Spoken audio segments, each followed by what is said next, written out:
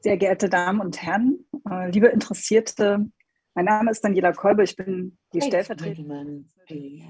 Audience, I'm Daniela Kolbe, Deputy Chairwoman of the FES, and I'm happy to welcome you to another edition in our lecture series on new dimensions of domestic policy. Now, in 3 days, we will celebrate 50 years of the Nobel Prize to Willy Brandt. And I'm very happy that we have an opportunity to celebrate this award once again. Today is a day we do see in connection with Willy Brandt also, because the coalition agreement has been signed in Berlin today. Dare More Progress is the title, because Willy Brandt casts a long shadow and democracy is in the focus. So there is no other quotation which is as closely linked with Willy Brandt as this one. And it's also interesting to see that the Green Party and the Liberals associate themselves with such a quote. I'm very happy to welcome an exciting speaker to today's lecture, Beatrice Fihn, who will talk about arms control this year. She's with ICANN, and I received the Peace Nobel Award too. So I'm happy that we are meeting here tonight. Thank you, Daniela Kolbe. I'm very much looking forward to this event tonight. Unfortunately, because of the pandemic, we cannot organize it the way we wanted to organize it, i.e. in presence of everyone at the auditorium at the University of Bonn. But we had in mind already when planning the event that we might have to go digital. And I think the most important thing is that this conference will take place at all.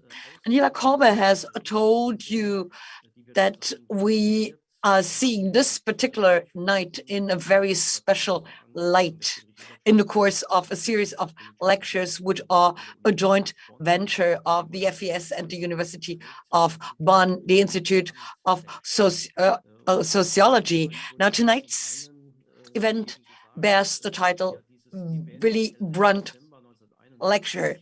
On the one hand, because we are reminding 11th December 1971, which is a date we will celebrate in Berlin tomorrow. But it's also a date that makes us think that it's useful and reasonable to ask someone to take the floor who herself has received the Nobel Prize. Beatrice Fihn was the Peace Nobel Prize laureate in 2017. She's the director of ICANN. She will give us an input statement, a keynote presentation, and subsequently we will have a moderated discussion, as it's called. Philip von Russo was so kind as to agree to host the debate. He is with the University of Frankfurt. He's teaching philosophy and theology and technology policy. And the field we are looking at today is also one of his special fields. He was the head of a study dealing with ethics, security policy and strategy in Hamburg. from 2018 to 2020, and he is right now writing a book on cyber ethics. And this book is to be published next year. Now, Philipp von Russo is a host for a number of events hosted by Friedrich Ebert Foundation. He's one of the moderators we have here often, and we are happy about it.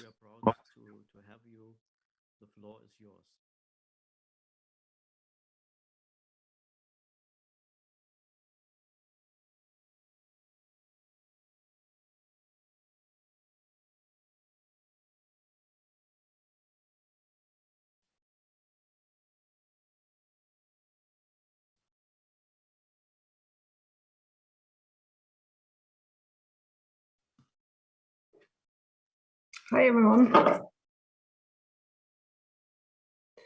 Thank you so much. It's really an incredible honor to be here today. I'm very thankful to FES, of course, and the Institute of Political Science and Sociology at the University of Bonn for asking me to deliver this Willy Brandt Lecture. In particular, since Willy Brandt and I can share something very crucial together. A deep concern about nuclear weapons and a commitment to ending this threat. And of course, a Nobel Prize as well. I want to start this lecture where pretty much all discussions of nuclear weapons must begin. The devastating, almost unimaginable humanitarian consequences of nuclear weapons use. When a nuclear bomb, like those bombs on the planes at Russo Air Base, are used, a firewall would extend out in every direction from the detonation point. People, buildings would be engulfed in a nuclear fireball and instantly vaporized.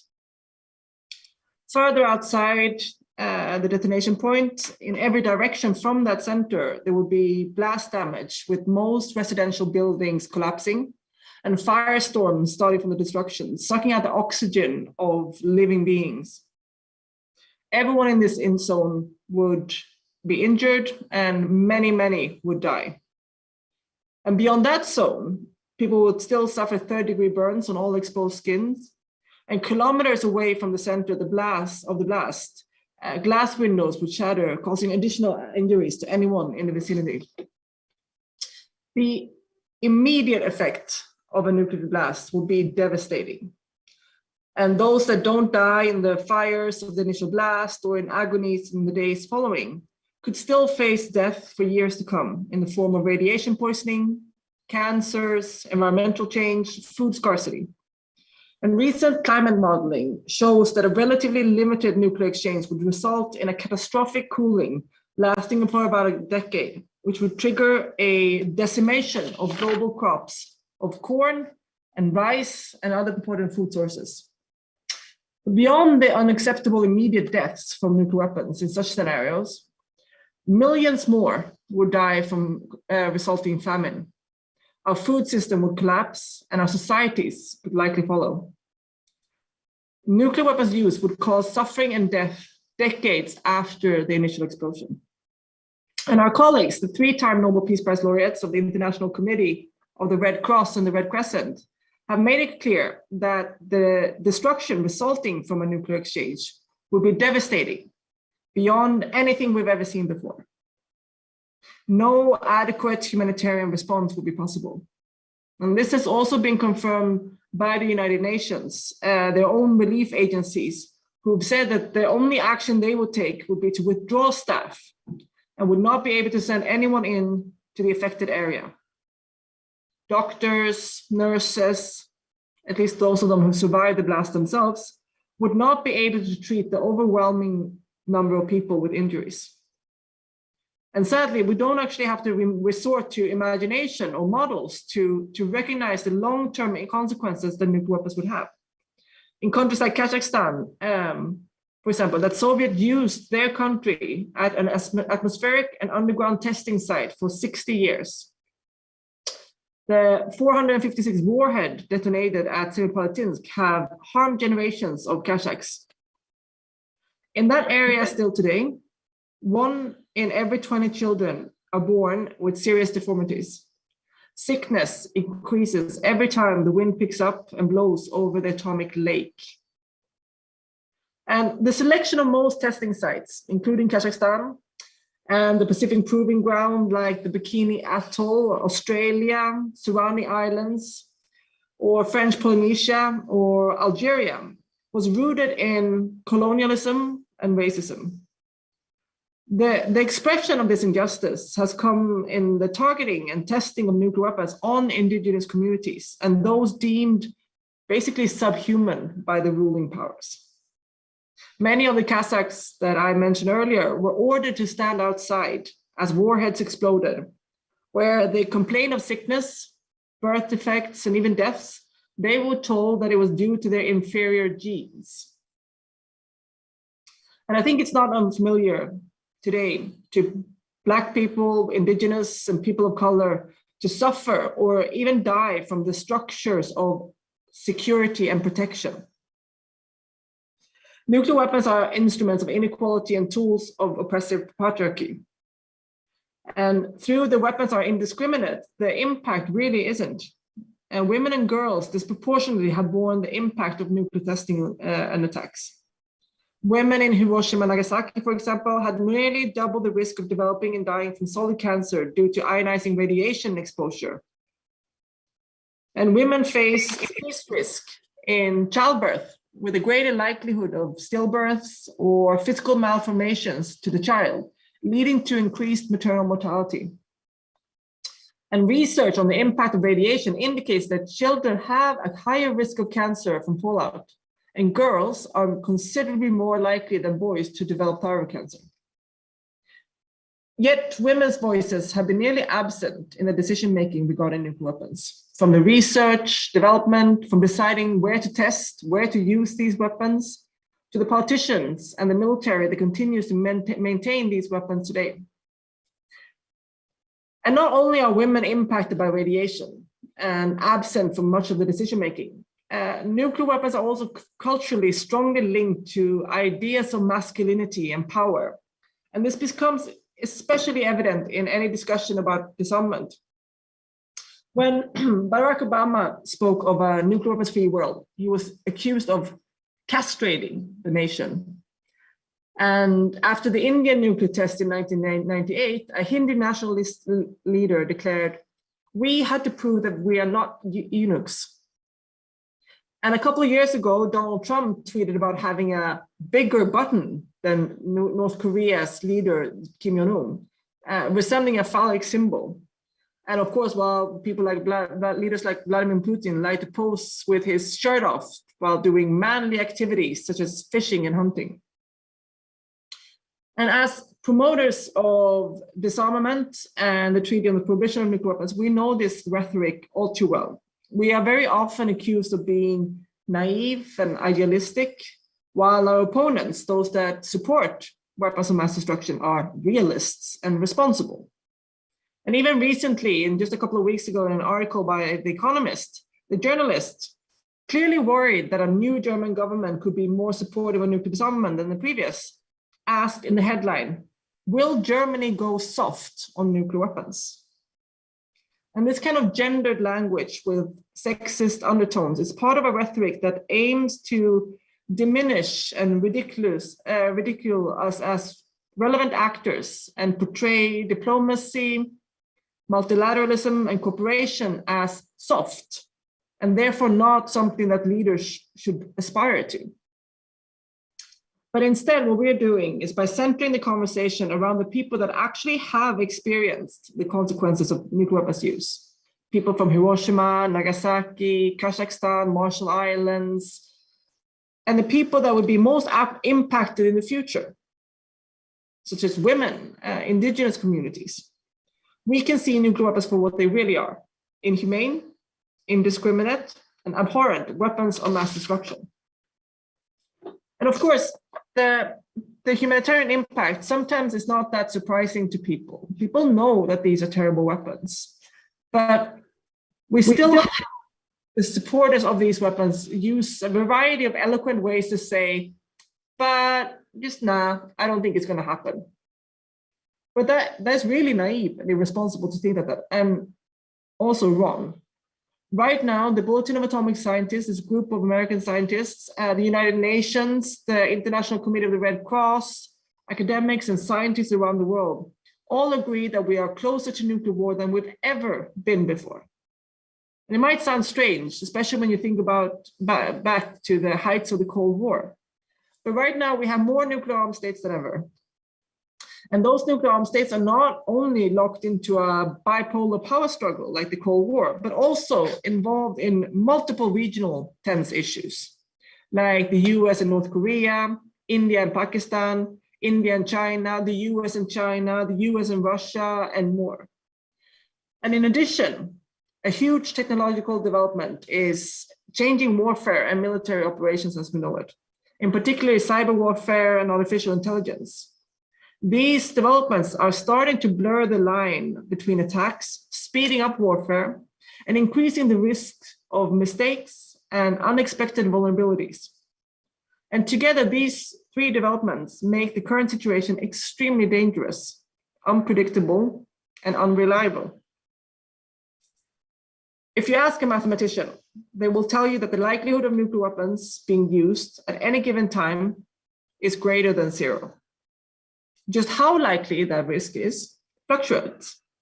The likelihood is higher than it was last year, thanks to growing threats of conflict, but that chance is always greater than zero. It means that given enough time, it is certain that nuclear weapons will be used.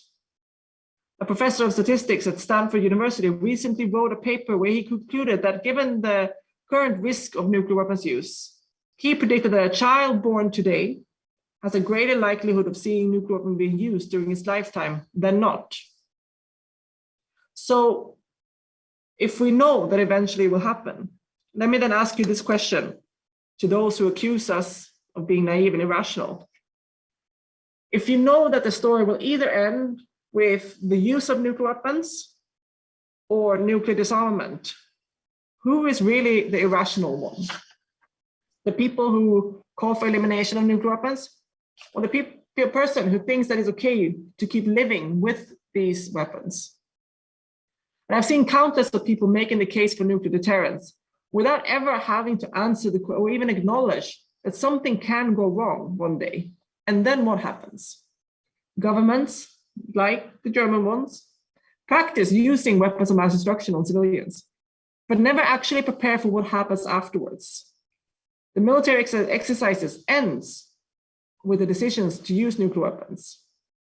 But who do they really think will pick up the pieces after that happens in reality?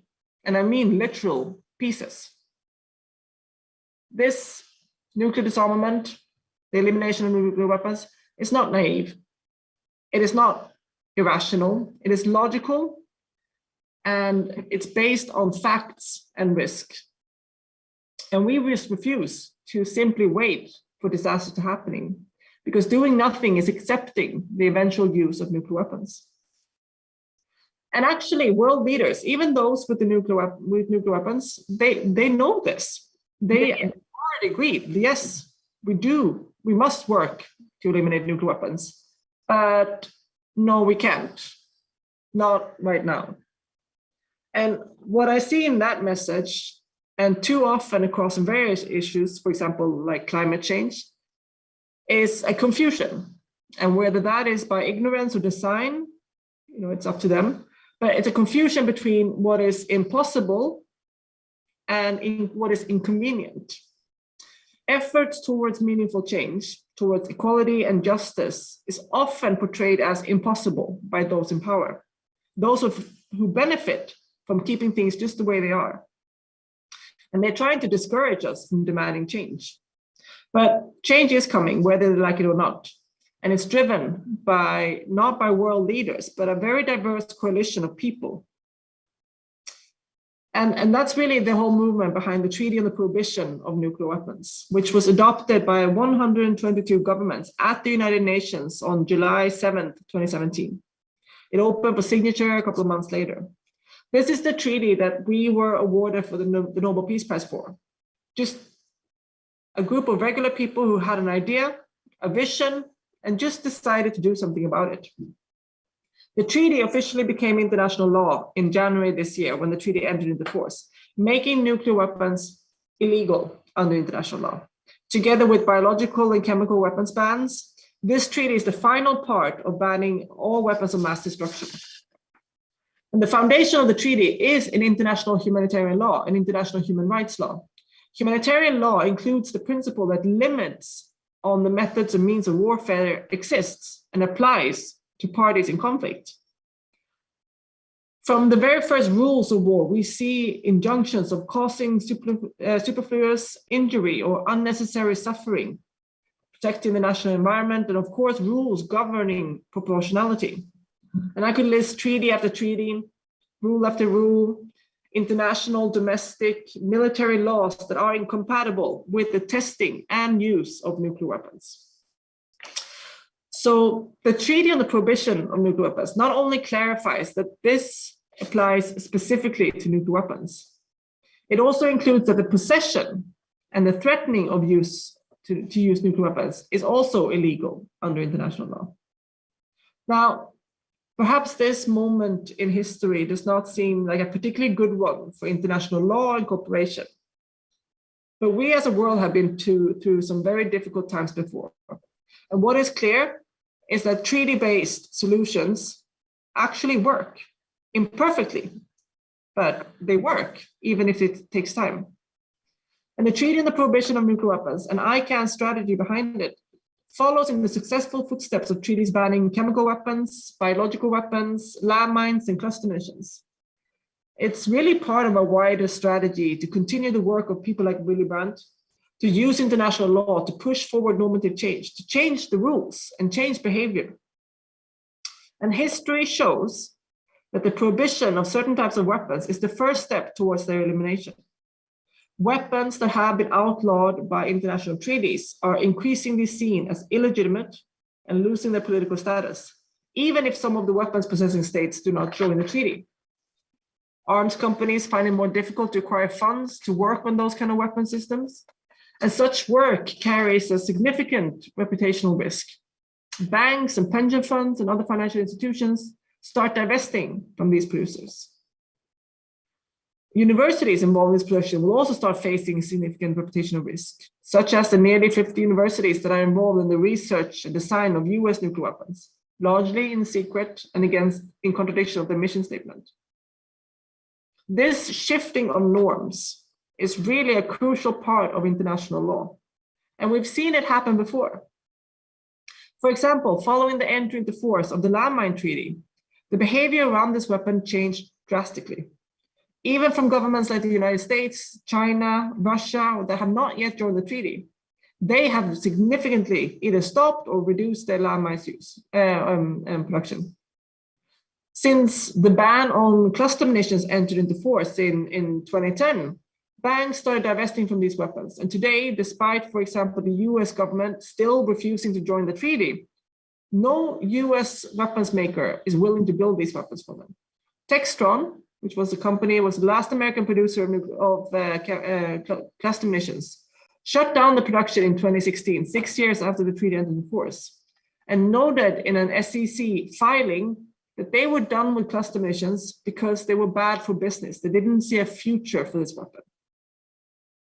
The nuclear armed state might not have yet joined the Treaty on the Prohibition of Nuclear Weapons, but with this treaty entering into force, the treaty is not an end goal, it's the starting point. We now have the legal basis for working and achieving nuclear disarmament. It won't change things overnight, but it will for sure have a significant impact shifting the global views on nuclear weapons from what people used to call necessary evil to now say unacceptable and illegal, making that normative change possible. Now, one of the most common questions I get is, what can I do about this issue? Well, people really have to start with the only thing that we can control, ourselves.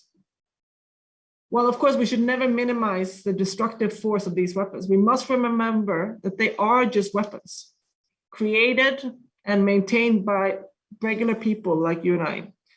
And we can decide what to do with them, and we can decide how they are seen and viewed. while they stand ready to launch at a moment's notice, they're not self-guided and autonomous, or at least not yet. They're not magic, and their existence is not inevitable. Their computer code is written by people. Their parts are built by companies with names like Lockheed Martin and Bechtel and General Dynamics, Airbus and Boeing, with funding from many of our banks that we have our bank accounts at, Deutsche Bank, Allianz, Commerzbank. The research is done by institutions like University of California, MIT, Stanford, and many others. And the decision to use tax money for paying to build these missiles, submarines, and planes are made by our parliamentarians. The order to launch a nuclear attack is given by leaders. In the majority of nuclear armed states, those, currently all men, are democratically elected.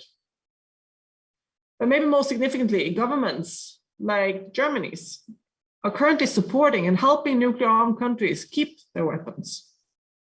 If the order comes through, German pilots would be in charge of personally be the responsible for dropping weapons of mass destruction on civilian populations. And the past government's commitment to nuclear disarmament was just empty words. Germany will not be fully committed to nuclear disarmament unless Germany stops being willing to use these weapons of mass destruction themselves. But with a new government taking control over this country right this week, we have a massive opportunity to change this issue for the better. Because nuclear weapons do not decide to exist themselves. We do. Regular people daily make the decisions to either support or reject these weapons of mass destruction. And we ourselves, we decide to either facilitate the existence of these weapons or make it harder for nuclear weapons to continue to threaten our world. It's a simple choice we're making in our everyday life. And we need everyone to start using that choice. Because consistently in polls, between 70 to 80% of German people want the government to join the TPNW and to get rid of nuclear weapons here on German soil. The people of Germany really don't like nuclear weapons. They don't want them here. The 15 largest cities of Germany, and in fact over 120 more, have all taken the decision in the city council to support this treaty.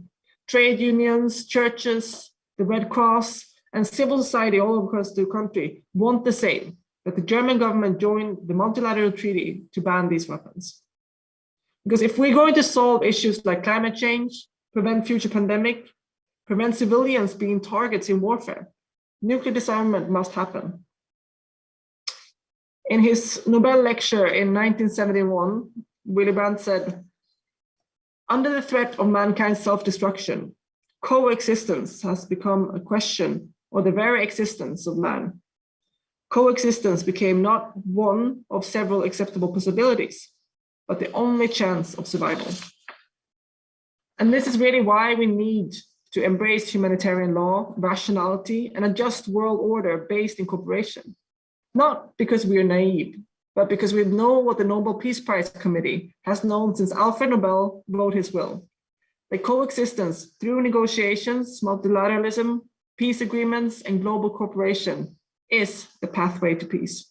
And that pathway is clear, and we're ready to walk towards a safer and a better world. Thank you very much.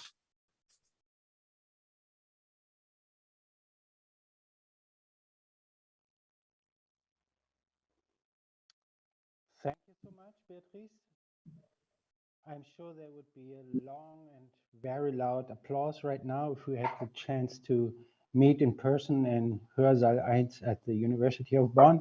Let me just thank you on behalf of everyone else for your great and passionate lecture. We cannot take questions from the audience for technical reasons. The whole setup was made only a few days ago. So we'll have the chance for a somewhat extended conversation. I want to start by asking you about your role and your strategy in public advocacy. And let me build this up as a comment so you'll know where I'm heading with the question. If I understand this right, a major problem that you have been addressing is that, at least in the wider public perception, nuclear weapons are no longer or have been no longer been regarded as the greatest threat to mankind.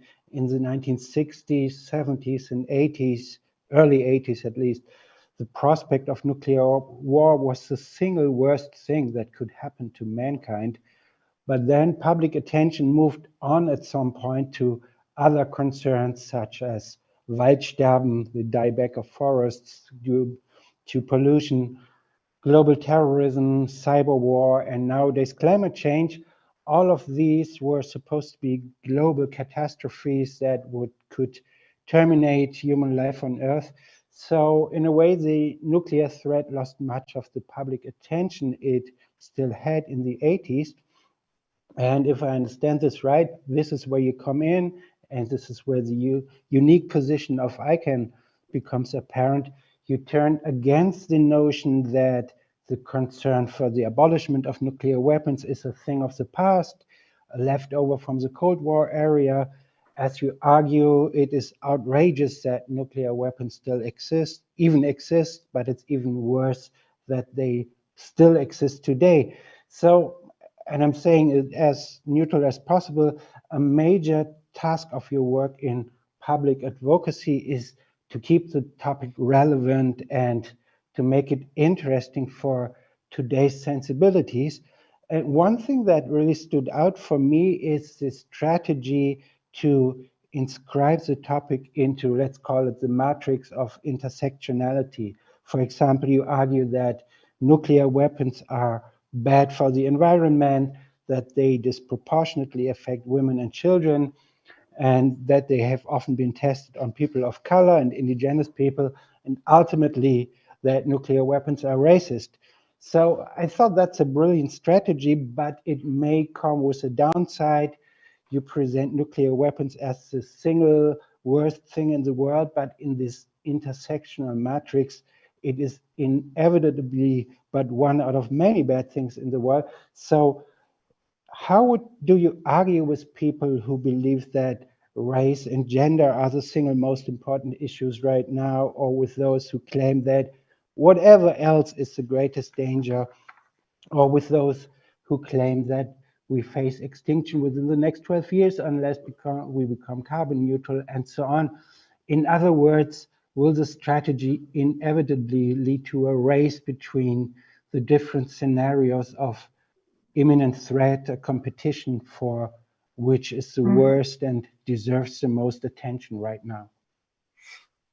Yeah, thank you so much. I find this like a really interesting part, right? Because I think that, yes, one of our biggest challenges is that people don't think this is a relevant issue anymore, that it feels a bit old-fashioned, it's the Cold War, haven't we moved past it? I thought like that when I started working on the issue. I got involved in this issue by accident through an internship, and they asked me if I wanted to work on the nuclear weapons issue, and I said yes, but inside I was like, oh, boring. It just felt really irrelevant in a way. And it wasn't until I learned more about it, when I saw the connections with these other issues, that I could find sort of why it's still relevant today, and why the things that I cared about, justice, multilateralism, diplomacy, equality between countries, equality between genders, and seeing how this feeds all of it. I think human nature is it's hard for people to keep all threats on the agenda constantly, and it's hard to live in that terror. And I think that if you open up Twitter, you'll have enough to worry about without having to think about nuclear war as well. So I think it's been kind of removed away from, not just from our public mindset, but also from our agency. And I think that people know that nuclear weapons are horrible, but they've been told by decision makers that there's nothing they can do about it. And if there's an issue like climate change where I feel I can do something about it, and an issue like nuclear weapons, it's not a competition of which one is the most important, but I will choose to put my resources, my energy onto the one where I have control, where I can do something, when I feel like there's a possibility to achieve something. So I think we have a job not just to raise awareness, but also to share with people that it is possible to change.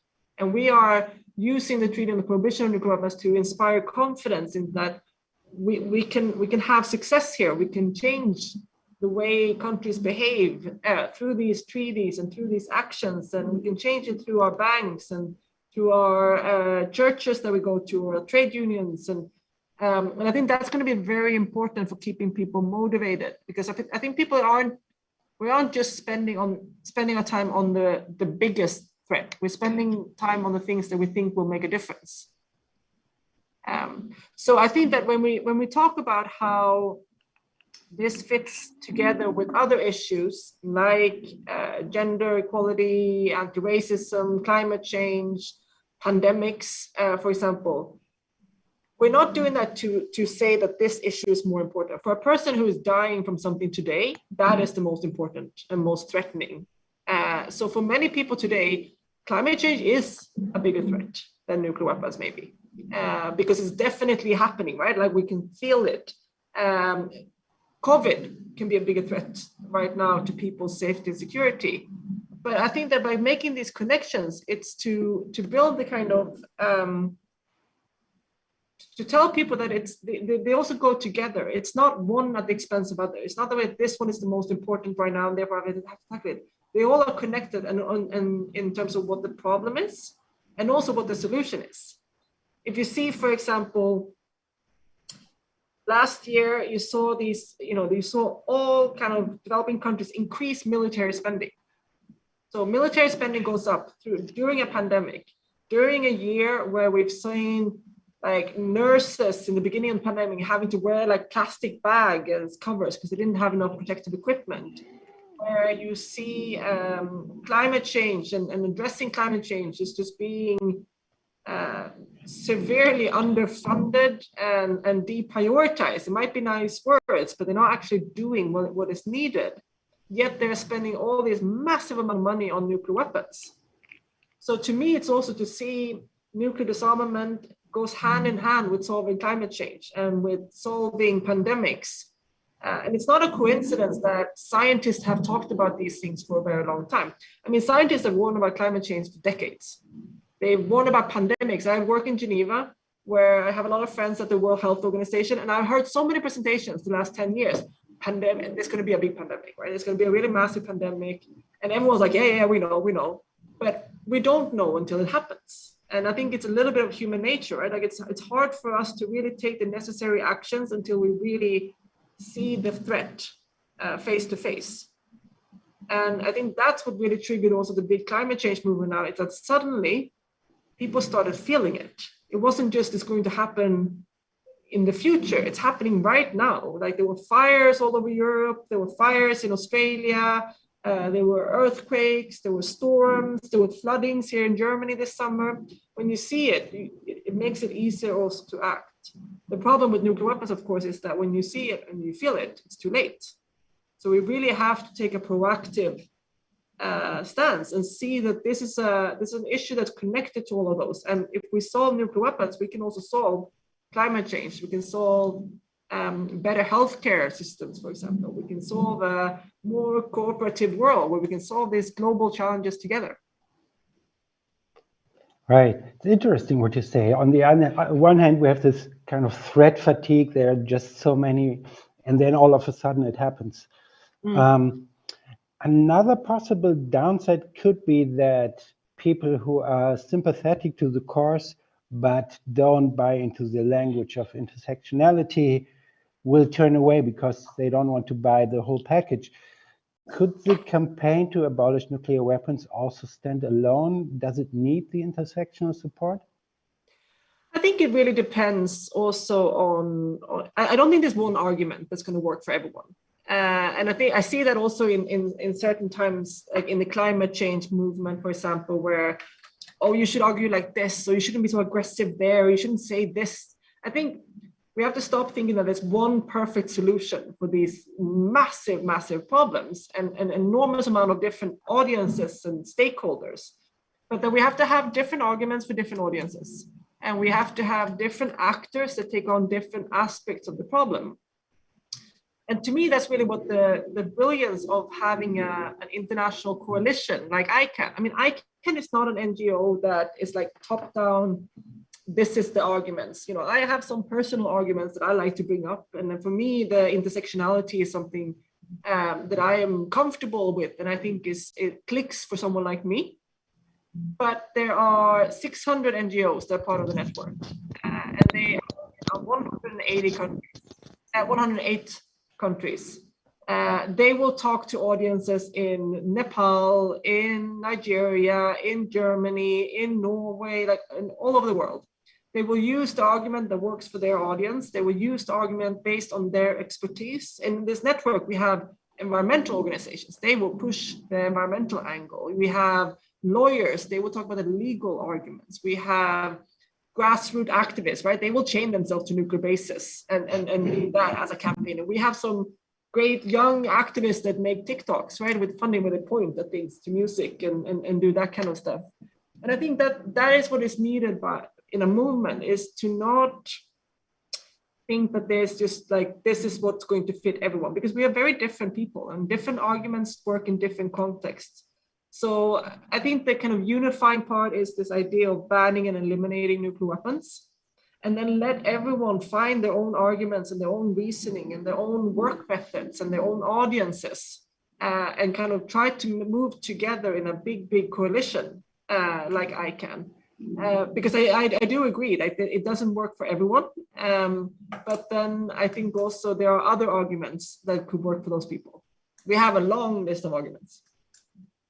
You really have lists for, okay, that people can choose from what is best for? Yeah, it depends a little bit about who we talk about. I mean, I think that there's of course some very kind of fundamental parts, right? The recognition of the humanitarian consequences, the belief in multilateralism and diplomacy, and the idea that the treaties are effective tools to change behavior. I mean, I think those are fundamental principles, but then I think people can use their own argument as well and make up their own argument based on what they feel moves the people they are talking to.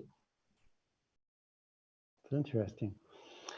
You heard, and you already mentioned in your talk, that we have a new government in Germany, although it's technically not yet in power. I think it will be tomorrow. The coalition agreement is quite contradictory when it comes to nuclear weapons. On the one hand, there's a commitment to strategic deterrence and defense obligations. And on the other, there is strong language on non-proliferation and abolishment of nuclear weapons. Let me give you a quote from the text and then ask you to respond. The paper states, a quote, "As long as nuclear weapons play a role in the strategic concept of NATO, Germany has an interest in participating in the strategic discussions and planning processes.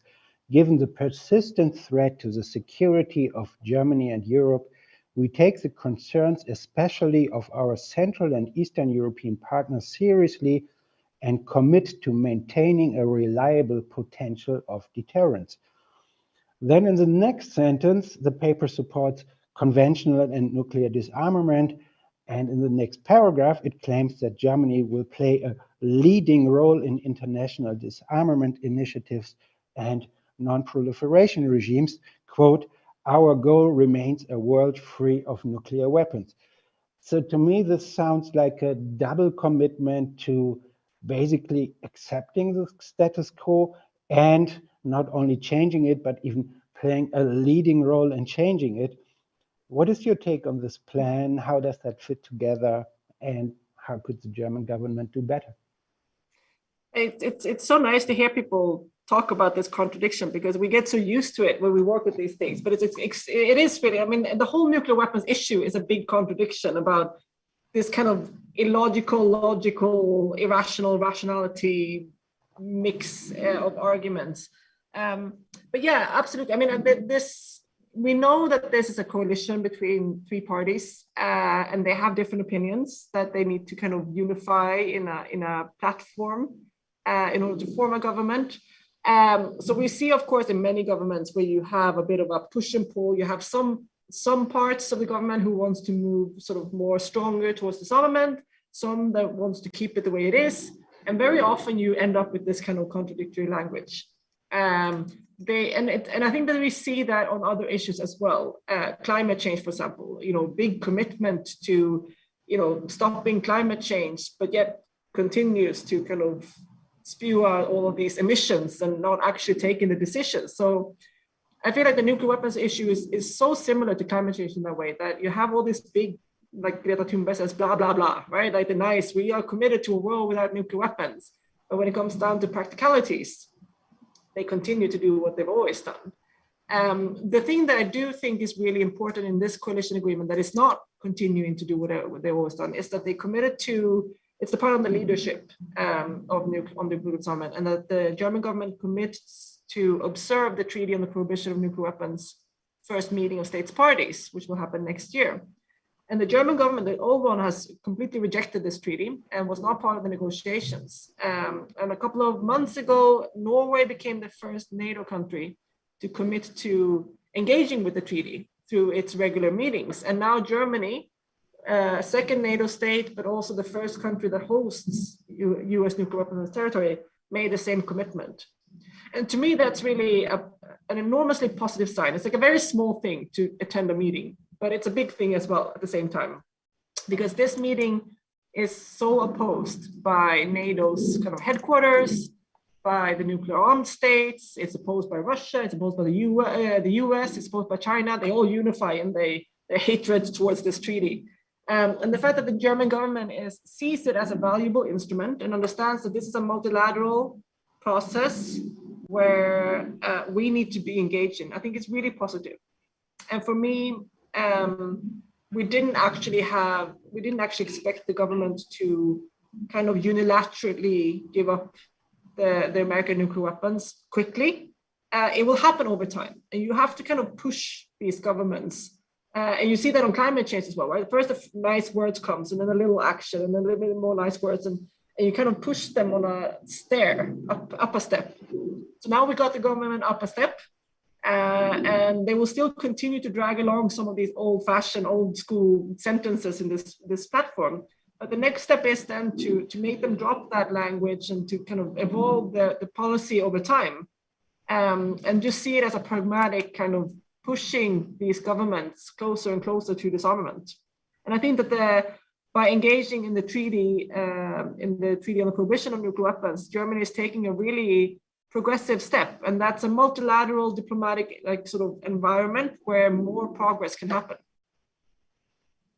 Could you imagine yourself in an advisory role to the government, and what would your advice be on how to solve the contradiction? Well, I think, I think that what is really important is to take this opportunity with the meeting of states parties and really make a concrete kind of plan to engage constructively in that conversation, and to utilize the fact that Norway is also coming on board, so that you're not alone in NATO, right? To build a core of progressive NATO states, they can take the leadership role within NATO, and start kind of engaging substantively. There's some provisions in this treaty that are really less political and more concrete. For example, the treaty mandates that all states parties engage in victim assistance and environmental remediation. And this is where we talk about the nuclear test sites, for example, in Kazakhstan or Marshall Islands. And that's a really fundamental part of the treaty to provide practical support to people harmed by these weapons. And I can see, for example, the German government, in a way, if it's very depoliticized, right? It's much more like development and concrete kind of aid programs, and start working with the treaty in that way to normalize the treaty, to get some of the skeptics to feel less scared about it, and then start taking the next step to sort of like, yeah, we are on board with this, and when the time is right, sign it. Speaking of Germany, why is Germany so important when it comes to shaping public opinion on nuclear weapons? Would you say that Germany is a battleground state in this respect, and despite the fact that we don't even have nukes but merely live on the protection of others? Why is Germany so important for your work also? I think it's really a key country in this issue, and I think it comes from, of course, sitting, in the middle of the Cold War conflict, and literally being the battleground in many ways of a East versus West kind of dynamics. When you see these maps of kind of projected, like, how they kind of draw up plans for how nuclear war would happen between the US and Soviet in the Cold War, basically Germany was gone. I think it was really, and even today, the German, the nuclear weapons at the Buchel Air Base, the American nuclear weapons at Buchel Air Base, they don't have enough range, the airplanes, to barely get to Russia. They're not made to be used on Moscow. They're made to be used like on the edge in Germany, in a fight between Russia and Europe. And I think that just really also puts, I think that's why traditionally in Germany, there's a strong sense that this is where it would happen. We are the ones who would die in this war. It's not always like in the United States, for example, that it would happen, but we are the first sort of line here, and our cities are at stake. And I don't think it's a coincidence that, as for example, the US and Russia withdrew from the INF treaty, these intermediate nuclear range forces treaty that was negotiated during the Cold War, that range, those are meant for European cities, those missiles. So when the US and Russia withdraws from that treaty and kind of leaves that, legal again to have those, what we saw was a massive response from German cities, knowing that they are the targets. They are the ones who would suffer from this. And that's why we have over 130, I think, German cities that have in their city council adopted motions or resolutions supporting this treaty. They know that they don't have the healthcare systems to survive a nuclear detonation. They can't help people. They don't have the infrastructure or the emergency response possible to answer to that kind of threat. So the only protection is disarmament. So I think Germany has this very, very crucial role, both in terms of the public opinion, the fact that it is a very sort of important NATO country as well, can very much, be utilized to be the leader on this issue and to show the UK, France, the United States that it is possible to be a strong alliance, but without weapons of mass destruction. This contradiction or even this cognitive dissonance between two contradictory goals, do you also see this also in other NATO members or other countries, and are there other battleground states such as Germany? Absolutely. I think almost all countries that are, part of the nuclear weapons umbrella in a way have that kind of, they've all signed the treaty on the non-proliferation treaty. They're all committed to a world without nuclear weapons. So they are saying, we will be safer without nuclear weapons, but we are safer with nuclear weapons, but we will be safer without nuclear weapons, but we will be safer. It's kind of round and round circles. And it's really, it's frustrating, but I also think that it's comfortable, right? Like they want to say that they believe in the goal because they recognize that nuclear weapons is a threat, just like they're saying that climate change is bad and we don't want it. But actually doing something about it and taking those first steps to addressing it and changing the status quo and changing something that the powerful kind of structures have put in place, it is a bit painful. It's going to be painful to cut emissions for us. It's going to be difficult to think. It's not going to be an easy solution. We all dream about some kind of fancy tech version that will save us from climate change. But we know that's not really going to happen. We're going to have to take some really hard decisions and do, brave things. And it's the same thing on nuclear weapons. It's not just going to magically disappear one day. We're going to actually have to do something to get there. And that starts by, for example, joining the treaty, working with allies within NATO, for example, to start undoing all of this contradictory language. And we see other countries, for example, Austria is a country which has been a leading country in this process. It's a neighboring country, but they responded to the sort of threats of nuclear weapons in the opposite direction. Instead of putting American nuclear weapons on their territory, they decided to become sort of nuclear weapons free. There will be no nuclear weapons. We will work for disarmament. That is our security strategy. That's our way of trying to protect ourselves. So it's definitely possible. And I think that we sometimes forget that most countries in the world don't have nuclear weapons. There's only 9 countries that have them. And we sometimes take that for that's the standard, but they are actually the exception. The standard is to not have a security policy that relies on nuclear weapons and has this kind of contradictory thing. Most countries don't have that. Right. Austria is a good example. It's a major thing that they signed the treaty, right?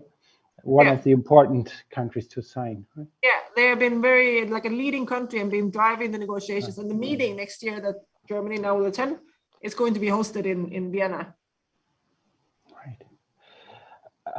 To come back once again to the coalition agreement, as you already mentioned, it reflects some sort of a compromise between the parties, and also we should never underestimate some amount of incompetence that feeds into such a paper, no matter who's in charge. But then the double message also seems to be quite indicative of a larger problem in our stance on nuclear weapons. We want a world without nuclear weapons, or even better, a world without any weapons whatsoever. But we cannot easily get rid of nuclear weapons because that would invite others to use their weapons against us. In other words, and I'm sure you will not agree with that, but that contradiction also seems to reflect the difference between the world as it is and the world as we want it to be. How do we get out of this circle? I think it's really important to think about, first, like I said, around 150 countries are not part of nuclear weapons sharing agreements or are not part of that kind of structure. Austria, for example, is managing to survive as a country even without that. And I also think it's important to remember that the sort of theory of deterrence is very flawed. We have this idea that they just magically protect us. And it could or could not be true. It's very hard to prove evidence-wise. The absence of something doesn't mean that it was going to happen anyway. We also have seen, enormous change of warfare. They are very unpractical, these weapons. They are mostly like political symbols more than realistic weapons that you use in conflict. When you saw, for example, a few years ago, the UK always in a budget crunch when it comes to their nuclear weapons because they're extremely expensive, and tried to put that budget line on the defense ministry. And the military was furious. Like, this is not a weapon for us. We can't pay for this. It's a political weapon. We need ammunitions and helicopters and intelligence, real things. Like you work on cyber and emerging technologies, for example, that's where the whole kind of military is going. These ginormous, dirty bombs that will just create havoc is very different from where warfare is actually going.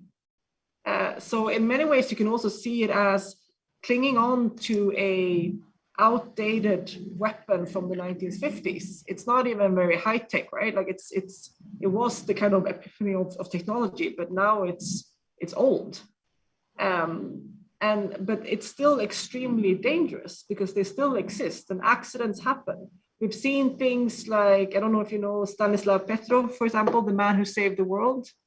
This accident or this incident in Soviets in the late 80s, where they were informed that there was incoming missiles from the United States. And the order to this man, Stanislav Petrov, who was sitting there to authorize the launch of nuclear weapons, was fire. Like, you have to authorize the firing like our intercontinental ballistic missiles. And he actually refused to comply with his orders and said, no, there's something wrong here. And it turned out, and he didn't know. And he just like, I have a feeling this doesn't make any sense. And after 20 minutes, they realized, yeah, no, it wasn't incoming missiles. It was solar flares from some satellites that was registering as missiles. And I think that's, we know of many of those examples, but we don't know everything. And we don't know how close we've been. And so often, if you survive something like this for 75 years, you're not going to do that forever. So at some point, deterrence will fail. And even people who believe in deterrence cannot guarantee that it will last, that it will always, everyone will always be rational. I mean, look at the leaders that we've had these last few years. Even Nancy Pelosi from the United States, in Trump's last days in office, she called the military and basically asked them, could you do a coup if he wants to launch nuclear weapons? I mean, that's such a bizarre thing that actually for real happened. She called the military and like, can you make sure that you refuse the orders? And to me, for example, as a Swede living in Switzerland, to have my life and my future, my kids' future, relying on that Putin and Trump and Biden will always behave rationally, never make a mistake forever and ever and ever. Yeah, there's no guarantees for that. Yeah, you already mentioned it. I thought we should talk about a little bit about the deterrence argument, or the argument against deterrence. So Europe, for example, hardly has the conventional capacity to fend off a potential military threat from, let's say, Russia, China, or even like these great powers, or even a wannabe great power like Iran. Like this would be the 9.5 nuclear state probably. So Europe without nuclear weapons would lack any strategic deterrence. You seem to dismiss the argument.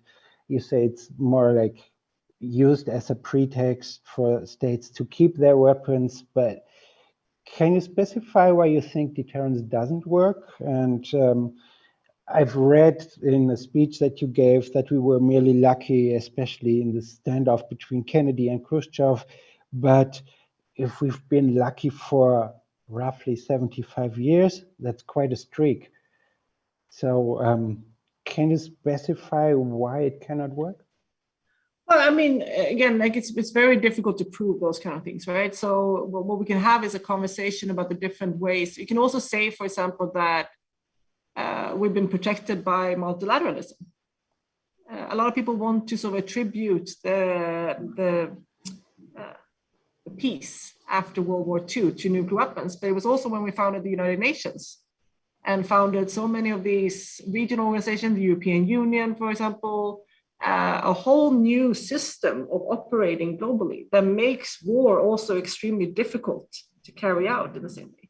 And we have seen that. I mean, we've seen how war has shifted also in many different ways to be much less of like a state invasion, with exceptions, of course. There's always exceptions to all rules, and much more of these kind of gray zone conflicts, right, where there are internal conflicts. Ethnic conflict, for example, with different groups. There's contested areas, who actually has this. And of course, everyone will say that the other one is wrong. But the kind of straightforward invasion of another country, it's also been very unacceptable. Not just, and you can argue that maybe it's for nuclear weapons, but it can also be for other reasons. There's also a reason, for example, like a lot of people don't think about what could happen. I mean, we have intentionally taken a decision not to let every country in the world have nuclear weapons. If nuclear deterrence was so flawless and worked so well, why don't we all have nuclear weapons? Why did we even agree to the non-proliferation treaty, for example? So there's an inherent acknowledgement that nuclear weapons are extremely dangerous and something can go wrong, because otherwise government wouldn't have agreed to that. If deterrence genuinely worked, I think everyone should have them. You can also, of course, I always think about it like as a personal level. Like, if you're worried about someone breaking into your house, for example, you could dig down landmines in your entire garden and put up a sign and say, "I have landmines, don't break into my house." Would that stop a burglar? Probably. Is it a good idea? No, because your child or your mailman, and there's a certain level of risk, right? That we cannot just threaten mass violence to any threat and say that that's justified. So I think it's also this kind of not being willing to look at the risk and then the consequences of when something goes wrong. Because when it comes to nuclear weapons, consequences are not, something went wrong, oops. It is, hundreds of thousands, maybe millions of people dead. And in a catastrophe that is impossible for emergency response authorities, for example, or healthcare authorities to help in. So I think that it's really, really increases the kind of care you have to think about. Okay, let me keep on playing the devil's advocate a little bit here. The entire argument is based on the notion that nuclear weapons, or those who possess nuclear weapons, threaten us with annihilation. But the argument for nuclear weapons is that they keep others from annihilating us. NATO, for example, says their nuclear weapons are intended, quote, to preserve peace, prevent coercion, and deter aggression, unquote. So there's no scenario for a nuclear first strike. For another obvious example, let's take Israel. They cannot use their nuclear weapons. They would either use them too early or too late, and they know that. So from what I understand, the equation changes if those who possess nuclear weapons are also suicidal. So if they don't care about the second strike. You said that the chance that nuclear weapons will be used is greater than zero, but how great is it? Well, I mean, that we don't know, right? Because there's very little transparency also around the decision making. Under what circumstances would the UK think it's acceptable to mass murder civilians, for example? Under what circumstances does North Korea think that it's okay to use this weapon? Under which circumstances, what kind of accidents or mistakes have happened in the chain of command in Pakistan under these last year? Or what kind of accidents have happened in Russia or in China, for example? We don't know. There's so much we don't know about this issue that makes it very difficult to say exactly what the risks are. Some of these stories, the Cuban Missile Crisis, but also these accidents, the time that they dropped a plane with a nuclear bomb went down in the sea outside the coast in Spain, where two nuclear-armed submarines, a British and a French one, a few years ago collided in the English Channel. And all these things, that becomes public information much later. So we don't really know at the moment what is happening and what risks there are, which also means that not all governments, the nuclear armed states, knows what kind of risks are happening and have the full complete picture. And this is inherent in logic around the kind of deterrence argument, because if you say that nuclear weapons, we're not actually supposed to use them, they are just to deter, then they don't deter. You have to be ready to use them in order for the other ones to be scared of them, right? So you actually, and they're not faking it. They are prepared to use them. For real, otherwise it wouldn't work, which means that they are ready to push the button, which means that they could do that. And you can also see very much, and I talked a little bit about this, but you can see also how new types of warfare with hacking, for example, artificial intelligence, misinformation, disinformation campaigns, falsified data, for example, can make a very tense moment extremely messy and unclear and unpredictable. A few years ago, we saw this extremely tense situation between India and Pakistan in fights over Kashmir, of course, when there was like this pilot that was shot down, and there was a lot of threats back and forth. And both those leaders met with their military commanders and talked about nuclear weapons. And the plans were on the table, right? As potential, okay, if they do this, we do that. And at the same time, we see a frenzy of hatred on social media, for example, fake information coming out. And you can very much imagine in a context where decisions have to be made within 20 minutes, launch or not launch, where it might be difficult to know where the information is coming from. Is it true? Who's bringing this information to us? That it just opens up for so many more kind of unpredictable and uncertain scenarios that we haven't thought about. And if you add automation and artificial intelligence to that, that will take decisions instead of us based on a set of presumptions that may or may not be real, you can end up seeing nuclear war really happening by accident. So I think that that's the kind of things we have to also start thinking about as real threats. And every time they say that they're just there to preserve peace, I find it naive to think that you can push ourselves like a millimeter close to the brink forever and never make that mistake of going too far. Yeah. Another aspect that I think you briefly mentioned it is that nowadays the calculation is different because we're no longer dealing with the US versus Russia, but it's a multipolar conflict and in the 21st century. And that adds to the problem that not all of them might be rational actors and so on. So could you briefly describe how the changes in the multipolar international order of the 21st century play out with regard to the likelihood of a nuclear attack?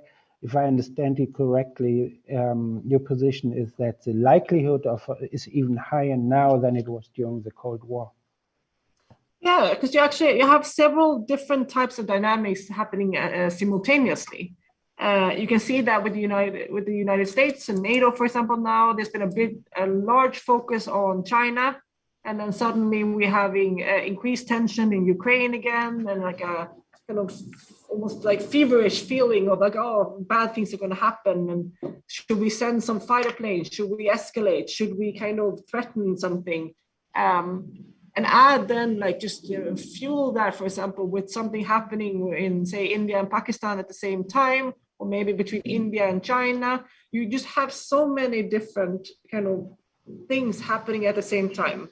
And you're going to have really, accurate information everywhere, rational people in every position. And when I say that, people can be irrational leaders, we very often think about North Korea. I think that, or like maybe Pakistan or something like that.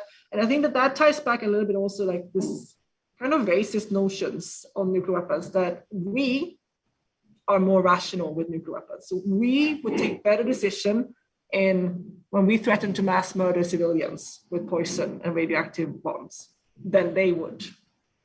But honestly, only one country has crossed that threshold, and that's the United States. North Korea has shown a lot more restraints when it comes to nuclear weapons under their, they managed to have nuclear weapons for several years without using them so far.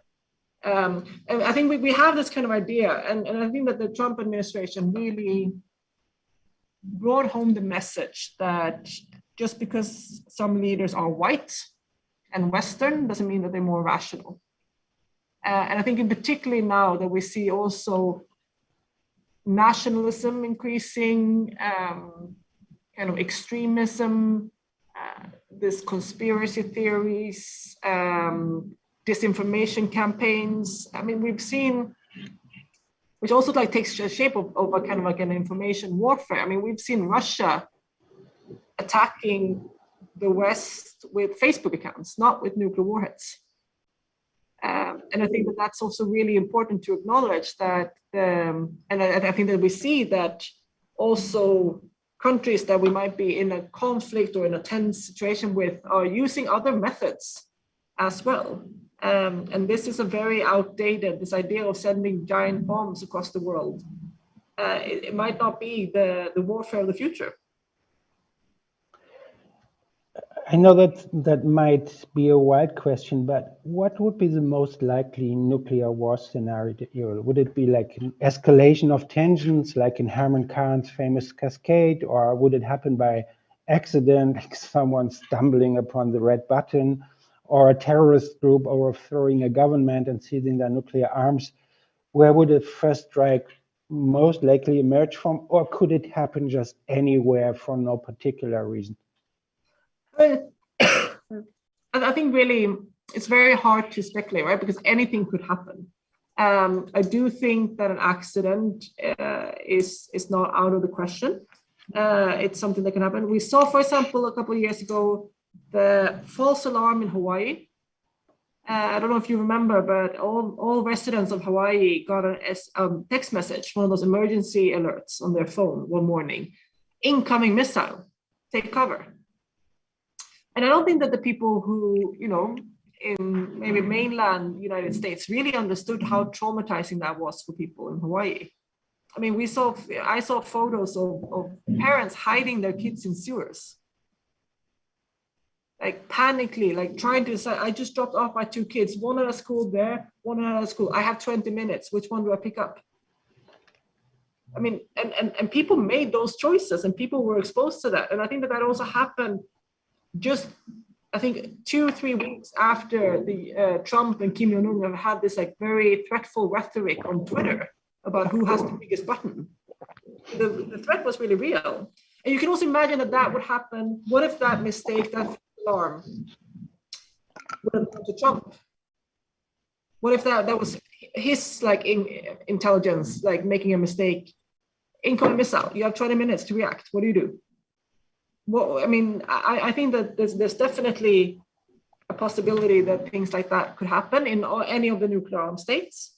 I wouldn't rule out that a nuclear armed state intentionally will use nuclear weapons one day as a part of a strategy. And I think that we see that with the emerging technologies, for example, that also how these underwater drones, for example, that you can put in, or new technologies and kind of missile developments that also kind of puts the whole deterrence theory in a different light. Like if you, for example, can develop the technology to take out all nuclear armed submarines, for example, then you will suddenly create incentives for the other country to use nuclear weapons first and early.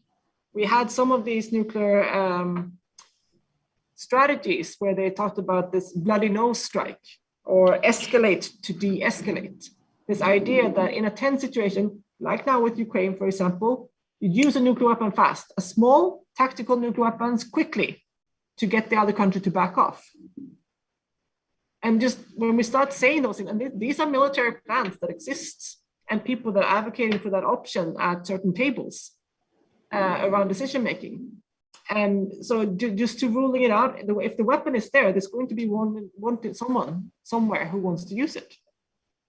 So I think we can see so many different scenarios that could happen. And I think that with new technologies, we also are increasing the kind of unintended consequences and potential mistakes and miscalculations that could happen in the future. So that would most likely be a combination of an escalation and then an accident or something like that. You bring back attention to nuclear weapons after roughly 2 decades in which the focus was on other types of weapons. On the one hand, terrorists used hijacked planes, homemade bombs, or even knives. On the other hand, as you already mentioned, there are new and sophisticated weapons such as cyber weapons. And so I wanted to ask you a little bit more about that link. There was an expectation a while ago that cyber would be the new nuclear bomb. And of course, it didn't turn out that way. Cyber weapons are not what we thought they would be 10 or 12 years ago, because they never reproduced the amount of physical damage and loss of lives that the use of nuclear weapons would cause. So it's more of an everyday annoyance with literally millions of ransomware attacks and espionage every day, but only a few limited military attacks. However, especially if we also take artificial intelligence into the equation, this whole new stuff is so scary because there's something in these weapons that isn't entirely under human control. So there are so many ways to make the interconnection, but how do you make it? I think we have to look at, it's always interesting because a lot of people say like, well, we'll get rid of nuclear weapons when we have a better weapon. But what is a better weapon? A weapon that kills more or less civilians? And I think that's, we've seen a shift in warfare, as I said, like to this kind of precision guidance, like you're not supposed to wipe out whole cities, like that's kind of frowned upon. That's the rules of war says don't target civilians. So I think that's something that we need to kind of keep fighting. I'm extremely interested in the conversations that are happening actually right now in Geneva on lethal autonomous weapons.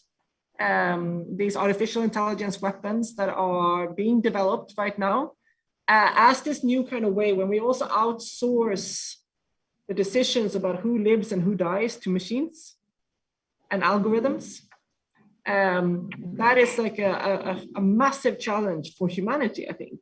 How are we going to let artificial intelligence control our lives in the future? And I think that's something to really, we have to be mindful of, and we have to regulate before it happens. I think one of the lessons learned when it comes to nuclear weapons is that, and I think that we see it all weapons, technology can really be used for good, but there will always be people who will turn technology into some kind of weapon.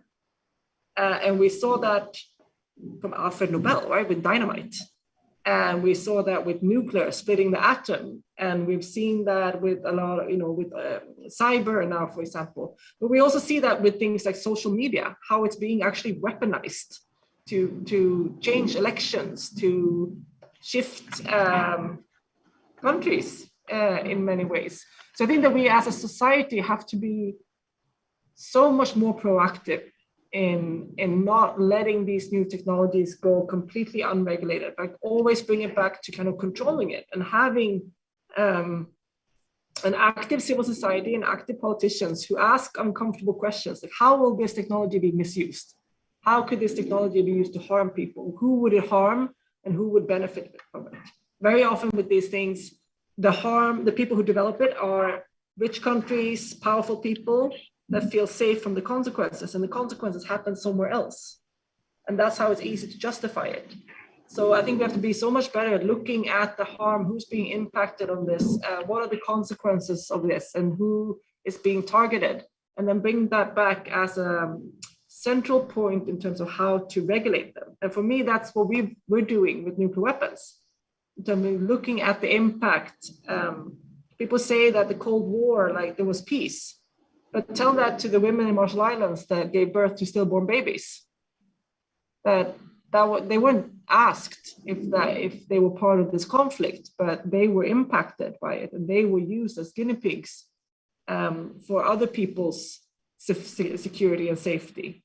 And I think that's a pattern that we see in many different issues that we have to bring up. So we have to be better at looking at the harm and looking at who's being harmed and bringing those voices into the policy conversations. Okay, so one last question before I hand over to Frank Decker. So the ICANN, the whole campaign was quite successful. After all, the treaty was ratified by the 50th state in October 2020 and went into force in January 22nd this year. The website of ICANN says now nuclear weapons are illegal. On the other hand, none of the 9 nuclear countries signed, and none of those who rely on nuclear weapons of others for their security, such as European Union member states did.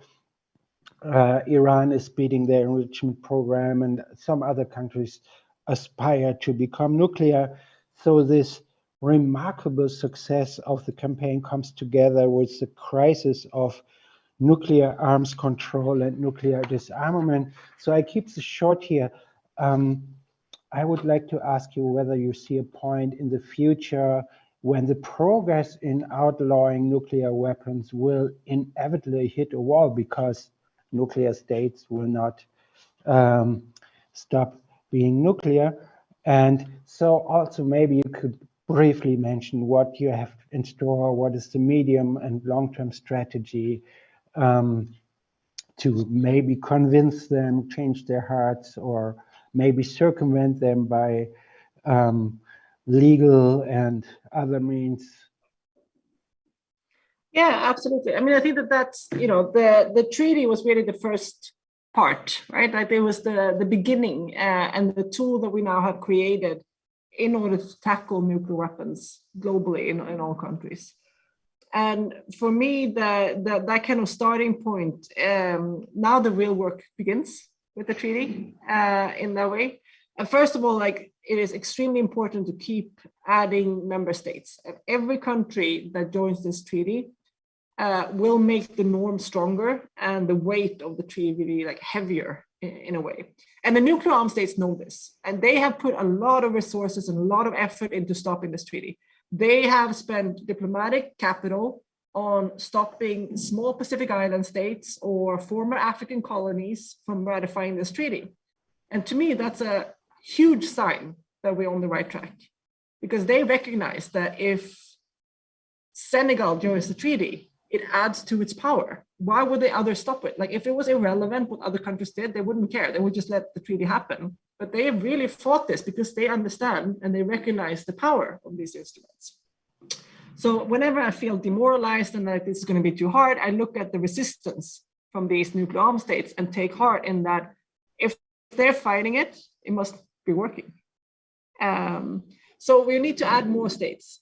Each country will chip away at the legitimacy of nuclear weapons and make this treaty stronger. But then we also are using this treaty to make it easy. And like we talked, your first question about like how to get people engaged in this. I think if you have the narrative that only Joe Biden and Vladimir Putin can do something about this, that would leave the other billions of people completely powerless. And why would they bother? So I think that the treaty allows everyone to play a role and have agency in this process. Like I can get my country, and any country matters because each country will contribute to this treaty, right? And so the more we are, the better. And we show that very clearly how the treaty is growing. But also to use the treaty as an excuse to get others on board. And that's why we have over 130, 140 German cities, for example, because the treaty exists, it was easy for people to go to their city council and ask them to support it. We see massive change in investors, for example, big banks, pension funds, some of the biggest pension funds in the world are pulling their investments from the companies. Just last week in Financial Times, there was an article about how this is starting to generate pressure on the weapons industry. And it had executives that started having to field, they are used to seeing activists, anti-war activists protest, but now they also have to field questions from their investors, like their sustainable investors that sign up to this like ESG guidelines, for example. And because of the treaty, we now get nuclear weapons producers companies onto those blacklists because there's an international law that bans nuclear weapons. So we can put, really start squeezing them where it hurts, the money side, for example. And it just gives people an opportunity, parliamentarians with lots of newly elected Bundestag members, for example, in Germany that have committed to work to get Germany to ratify this treaty. So I think the treaty also allows for people to do things like that. And then, of course, the next step in our campaign is to get the countries like Germany to join. And because they might not have nuclear weapons, Germany, but they are part of protecting the nuclear weapons system and defending it. So for us, it's like circles. First we start with the ones that are already on our side, and we take those, and then we get to the NATO states, for example, or nuclear umbrella states that have strong populations that are against nuclear. We get those, and then you are left with the 9 nuclear armed states, and then you'll tackle them. So it's sort of like taking it in groups of countries. And I think that with Norway and Germany committing to observe this treaty, I think that's a sign that the work that we're doing is effective and is starting to pressuring. We know that there was huge pressure on Germany, on Norway to not attend these meetings. And we now see that it actually, like the public opinion and the pressure from campaigners worked. Oh yeah, that sounds like a long-term strategy, and good luck. If we have to stop here, there would be so much more to ask and to talk about, but let me just thank you for being here, and also on behalf of the organizers in Bonn and Berlin, and I hand over to Professor Frank Decker in Bonn. Thank you. Switch to German again. Vielen Dank, Beatrice Fihn, für diesen Thank you very much, Beatrice Fihn, sehr engagierten for your Beitrag. very committed and dedicated contribution. Und vielen Dank auch Philipp von Russo und Beatrice. And Philip von Russo and Beatrice, I would like to also thank you very much for your conversation. Diskussion. Ich fand es auch wichtig, dass der Blick gelenkt wurde It was really auf important die Wahrnehmung in Deutschland, to focus on the perception jetzt in mit der deutschen Germany, Regierung verbinden, die ja morgen which is also to be seen in the Amt context of the new kommt. government. In der will Bundesrepublik aus meiner Sicht eigentlich keine wirkliche take the helm as der of Außen- und tomorrow. sicherheitspolitischen Debatte. I think we haven't had a very good foreign policy or security policy debate in the Und umso wichtiger past, fand ich es eben where all heute, these aspects would matter. ein So it was even more important eigentlich to come back verdrängtes to a number of important aspects today, nämlich, dass especially unsere Welt nach wie since vor we are voller talking about a Atomwaffen topic ist, which is being und dass das nicht forgotten mehr Sicherheit all too often, bedeutet, i.e. a world full of nuclear arms which Mir are bleibt being jetzt am Ende overlooked and nur which need to be auf die Veranstaltung abolished. hinzuweisen, die Now, may morgen I stattfindet. remind Ich you hoffe, of our event dass der tomorrow? Stream mit dieser Information alle rechtzeitig erreicht. Es beginnt schon um 14 Uhr in Berlin mit Receive the information on time. We will start off in Teilnehmen Berlin tomorrow at 2 p.m. Schmidt. Der eigentliche Festakt beginnt dann um 18 Uhr. The celebration Norbert Walter Borjans, will anschließend start at ein 6:30. Zeitzeugengespräch mit Roman Walter Alles Borjans will speak with und Philipp von Allesborn and Heidemarie Witzorek und danach Soil. noch eine Podiumsdiskussion. And afterwards there will be a panel discussion. Jens Stoltenberg teilnimmt, der Generalsekretär. With, among others, Jens also Stoltenberg, the NATO Secretary Dazu General, lade i.e. ich this Sie is ganz herzlich ein und top-notch natürlich auch policy. So zu dem please Vortrag in der nächsten feel Woche, am most nächsten cordially Dienstag invited to join us there. And I would like to von also remind you Cambodian of the über das Thema next event in our Weltinnenpolitik series next Tuesday at 6:30 here in Bonn Ich and schicke meine Grüße online. nach Berlin, verbunden auch mit dem Dank an das FES-Team, die Firma all my für den best technischen wishes und to the Berlin-based team, Dolmetscherinnen, the technicians and our wonderful allen einen schönen interpreters, Abend. and the FAS team, and have a good night.